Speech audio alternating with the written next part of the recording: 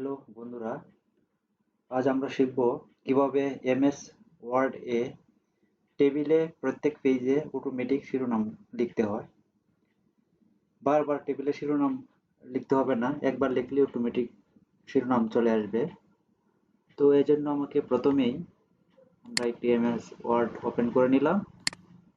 তো এখানে আমরা এই শিরোনামটাকে ইন্ডিকেট করলাম, roll name, CQ, MCQ, total.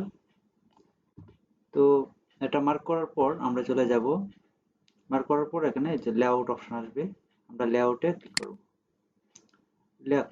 লেআউটে click করার পর আমরা এখান থেকে যাব প্রপার্টিসে ক্লিক করলাম। প্রপার্টিসে ক্লিক করার পর এখানে রাইট চিহ্ন দেওয়া আছে, allow row to break across pages, repeat as header row at the top of each page. তো আমরা এটা মার্ক করে দেব, মার্ক করে ওকে করে দেব। বাস আমার কাজ হয়ে গেল। এখন আমরা যদি নিচ দিকে দেখি, এই যে দ্বিতীয় পেজে শিরোনাম চলে আসছে। আবার নিচ দিকে চলে যাই, এখানে যদি আমরা একটা পেজ বাড়িয়ে দিই তাহলে আমরা দেখতে পাবো এই যে আবার এই যে এখানে অটোমেটিক শিরোনামটা চলে আসছে।